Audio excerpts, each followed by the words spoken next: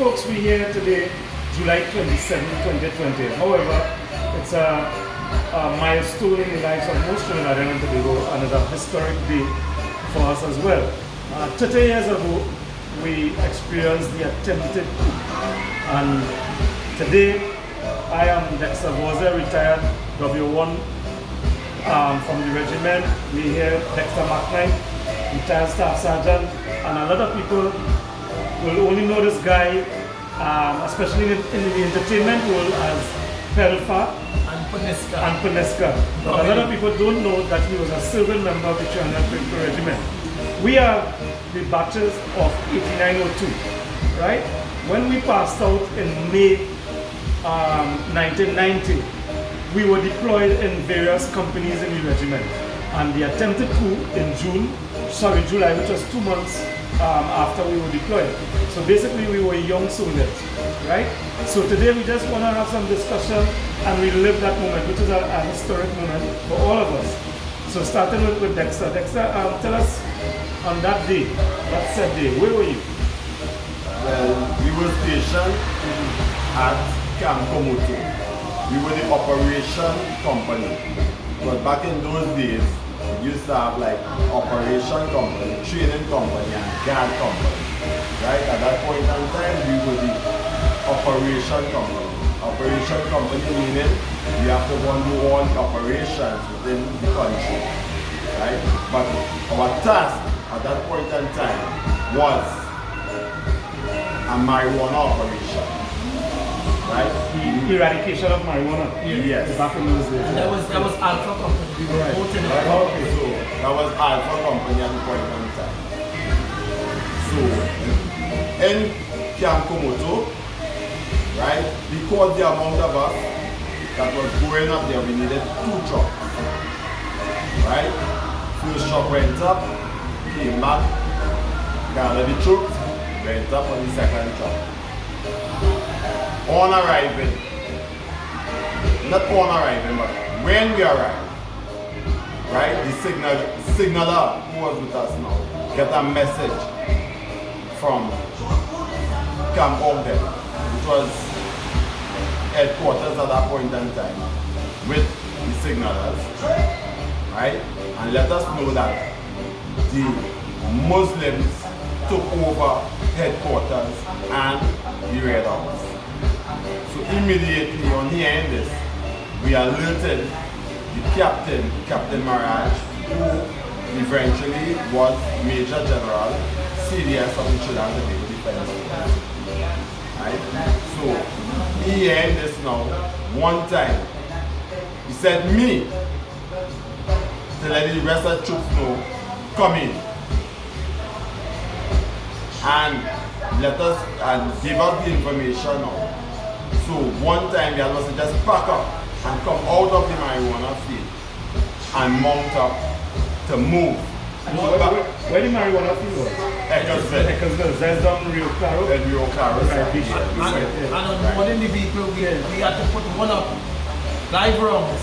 We all were moving with live rounds, heading into post. So that only meant was battle. Yes. Yes. Yeah. It was the first time in my military career that officer could give us the order, which had we line up and say everybody one up from now on. This is not a training exercise. This is real life exercise you want, you know. This is a real life situation. So immediately when he said that, Ratty, I called my mother one time and said, Mom, I love you. Because I didn't know what was going to happen after that.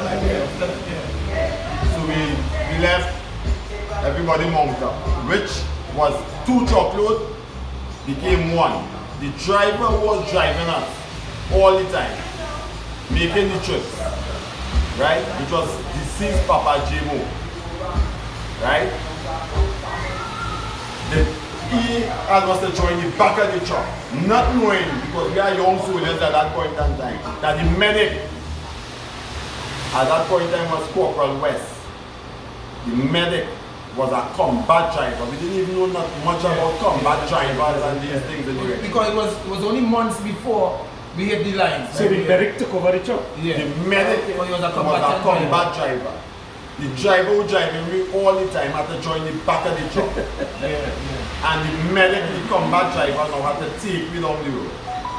Right? It had a canopy on the truck, you had to remove the canopy. So, men was hooked up all over the truck. But I remember when you all, stories were told when you all came in Port of Spain, you all came in maxis.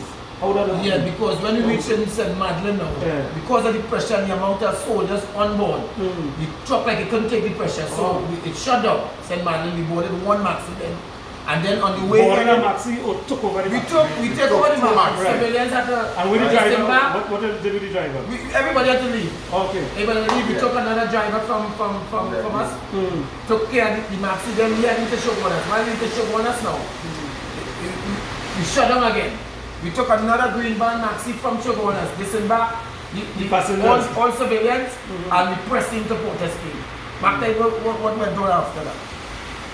After we left Shoguners. Right, well when we reached the Shoguners, right, the maxi, one of the big maxis couldn't take the journey. So we had to leave that maxi and we took two small maxis. Right? At that point in time, right, we had police with us because you cannot go in to a marijuana field because if it have any arrest to make, right, you have to have police to do the arrest. We there to cut it, the police there with us. So the police stayed with us. So on our way down the road now, when the maxi shut down, among the two small maxi, heading the camp off then. Reaching the camp off then. No, while heading into Port of Spain, McNair, remember we saw a blaze of fire. Remember the police station was on fire. Right. Headquarters. Yes. Right. And that even got us more tense getting into camp off then. Because on our way, when we had Port of Spain, and you see people just camping, you know, the place was like, you want to know what's going on. You know, there's people running up and down and it's bacchanal. First time we see this thing in Trinidad. You understand? Reaching the camp of them, when reaching the camp of them, you understand? Ooh, I was expecting to be a leader on the front line. It was not. He was raising the barrier for me to come in and PT. You understand? That's when you tell yourself something desperately going on. You understand? Because it's the first time in my military career, because we know we as young soldiers and private soldiers is demanding the gate. And when you see an officer manding a gate on a day like this, well, we know it's something, this has to be real serious. You understand? To see an officer manding the gate, who was expecting to be leading troops out there, he was seeing about the gate who coming in. And then on getting in there, they did a head count at the troops, and then they started picking men to head to the streets now, direct to the streets. That is when the real thing is happening, where you get information that Abu Bakr and his troops want to take over the whole of Trinidad, and they coordinating places and live action happening.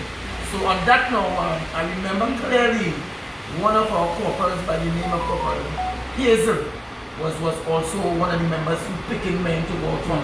And as young soldiers, I thought to myself, to stay in camp out there and a grenade throw into camp out there and die without a fight. I didn't think that was in me. So you wanted to go down the street? Of course, if I die in the process, at least let me kill 2 men and I take 1. But I don't want to submit myself to come to death without a fight. So I clearly remember pulling Dr. Corporal Hayes and said, "You forget me, my pen and Thomas." He said, "Finish up, young soldier." But eventually, we were picked, we had the streets, we were frontliners, and we went out there. Right? How many days you would have spent out there? Spend 9 days. 9 days. 9 days, we spend no sleep, we just up, we just moving, you know, we were just moving, And I think where was you to deploy actually where? In the city. Okay. Well, first we went to Cumberland Head, because we had to deal with the communication. Right? We went to communication. The security communication. Right. Because we had to lock that. You know? And then again to as a young soldier, we didn't know much. All we had to do is just follow instructions. instructions. So when they say move, we go in here, we excited because we don't want to stay in no camp. We want to go out and see where it's happening. I clearly remember. And when we was out there, the Saturday morning, right, we out there. It's just people running, looting. It's everything negative. Like when you see the movies, like when you actually see the movies, when you see them. And I remember McKnight and Dexter. While on the streets and getting instructions how to pull back, cover, kneel, and these things, and one particular vehicle had passed and let go fire. Listen, we were ambushed at one point in time, and when we get down and we start to hit let go back fire, they were armor-plated vehicles. Right? Yeah, it was armor-plated vehicles. It was a frightening time at that point to know that actually in a live situation where you're being fired upon. If I'm not mistaken, I think one of our first casualty was an officer from your company as well. Yeah, from our Telesphone. He got shot in his back. Yes. And actually though, the 27th of July, the next day was my birthday. I was born on the 28th of July. So I was designed for war. You can laugh about that now. Yeah. And I was stationed at Hall of Justice, opposite from the Red House. And I remembered escorting 3 Americans from the Roosevelt. I think the Roosevelt was out in the water. Yes. Right? Because the Roosevelt had just left that afternoon when we supposed to have football in the stadium. Because we had a football game in the stadium when the whole drama started. Against Haiti. Right. So the Roosevelt had left that same day. It was and I think that the same Roosevelt was asking the Prime Minister at the time was from Tobago, what's his name? Ian Robinson. Right. And to intervene. But I remember 3 men in black. I don't know, I think they came in, radar was thing, they landed and we escorted them. They had the infrared pen. Okay. And they assisted us in knowing where all the persons were in the Red House. They were US persons? US persons. Yeah. Oh, they were all dressed in black. I remember that thing. Yeah. So that was a serious time for us. I mean, I can tell you that I was in Caracas, Venezuela at the time. We, the Trinidad Tobago Defense Force track and field team, we would have left, I think it would have been the Thursday, to go to Caracas to compete in our annual track and field meet. And even up to the Friday night, we didn't get any information as to what was happening in Trinidad. The first information we got was the Saturday morning. I remember sitting in the stadium.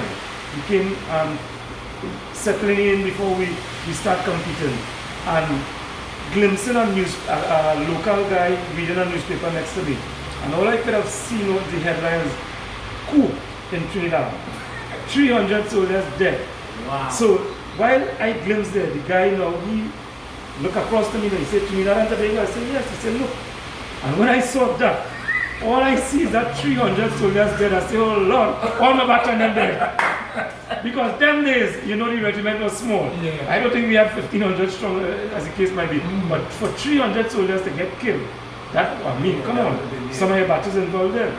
And more than that, when we left Trinidad, our last duty was at the Jamat compound. So it meant that our company, they were still deployed at the Jamat compound. So if 300 soldiers dead, it means that all my company, everybody from my company dead too. So when I saw that now, I run across to the other guys on the team. And I remember the officer at the time who was in charge of us, retired Brigadier Philip Spencer. He was a lieutenant at the time. And by the time I reached to him, there was an attaché, Venezuelan officer who was moving around with him. He came across one time, and when they realized what's happening, all of us had to board a transport to leave the stadium. So myself and the officer, we went to the embassy, Trinidad embassy in Caracas.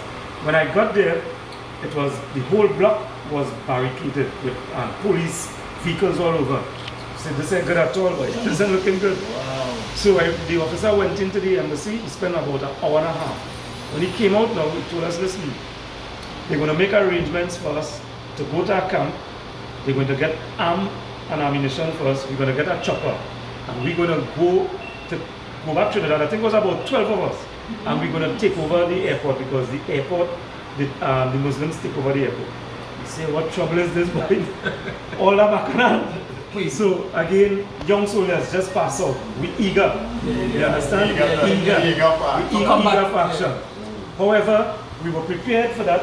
I mean, it wasn't a nice feeling at the time because I mean, you hearing that the Muslims take over the airport and we 12 soldiers in Venezuela, we now have to go and take back the airport. So again, that went on, it kept delaying for about 3 days. Right, until, because they wanted to get proper communication coming out from Trinidad, which wasn't forthcoming. So all the news coming from Trinidad was sketchy and false news. We couldn't confirm if the 300 soldiers actually died. But all we knew is that on the Monday, they decided that we're going to fly, we will be the first option to fly back to Trinidad. So we bought the first flight back. There was rumors that foreign fighters coming in to Trinidad too, as well, to assist the Muslims. I remember sitting next to this guy on the flight, and his behavior was very shady. And you understand? He had on this, what is a Marvin Gaye, that is? Also, he wasn't a soldier, he was just a passenger. Yeah, but his whole behavior, I probably was reacting. Based on what you know was happening. Yeah. So everybody was looking suspicious. Right? But anyhow, when we landed, we realized, hey, listen, our brother soldiers was in the airport, you know. So that was a good feeling for us, where we were actually able to see our own comrades there. And from there on, is that? Yeah. Yes. So from there on, we were escorted, not to camp, but to our houses to collect our kit and thing. And then we went to, at that time I was in Delta Company, we was based in Moto. So we went to Moto and we started doing, we went to we were deployed to the airport, to secure the airport, to assist to secure the airport. And then that went on for, as I say, it's been 9 days. You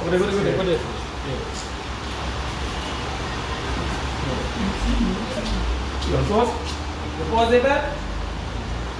So when we got to Trinidad, we realized that the airport was secure. So we went to, but I remember the driver was taking us home to collect our kit and stuff. They told him, do not pass by Dessau Street. And for some reason, that couple said he must pass by Dessau Street. And while we passing there, there's rapid gunfire. Yeah? If we could have hold him and strangle him, you understand? To tell him, do not pass by Dessau Street. And rapid fire as we passing there. But we went through there, it was chaos in Port of Spain. The place burned down. We lost, you know. How much soldiers we lost? No, we didn't lose. No, we didn't lose. Yeah, we had casualties, but we didn't lose anybody. You know, but again, you know, as I was saying about that airport situation you're talking about. When CNN came into Trinidad, we went to escort CNN back to the American embassy. Right? When we reach back to the embassy now, you understand, because they bring a lot of equipment and things, you know, that the equipment and things. Well, first time I really knew that this happened. You understand? We started to offload, we reached by the embassy, wrong we started to offload and we taken off things. So, but the amount of equipment, we want to move from the files. We want to just offload and move, carry them. I walk in, I do 10 things and I'm actually walking, but unconscious that it have a yellow line round the savannah in front by the embassy, a big thick yellow line. You understand? I cross there and I walk in, and an American Marine who working in the embassy pull me out in a coup. It's the first time I experienced that and said, this is not our jurisdiction. He said, this is America. You understand? A yellow line. He said, a yellow line. So what we had was to do now, we had to take all the equipment off in front and rest in front of the yellow line. We, in our coup, couldn't walk over that yellow line. Because there's American territory in Trinidad, in our coup. It's the first time I see that. I didn't know that. So that's the kind of I learned something on that day.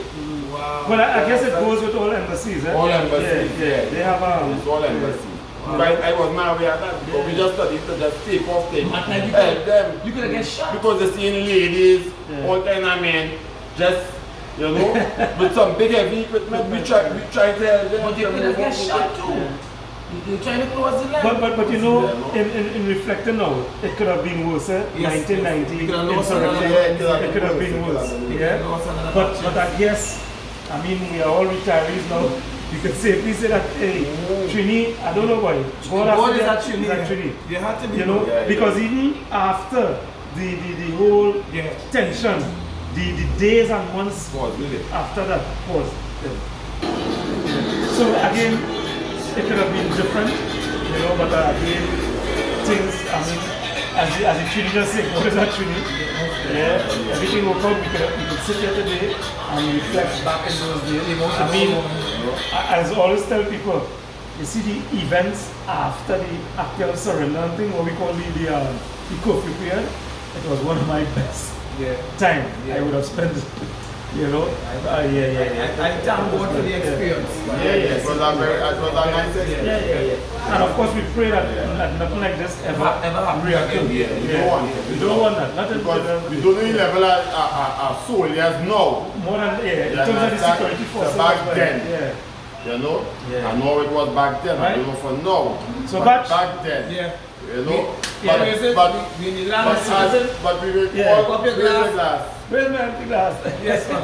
Right, we will all raise our glass 30 years after and still say, thank God that we are alive today to talk the story that we experienced. And not what we heard. Our military career. What we speak in here is experiences. Yeah, man. Right? Blessings. Blessings.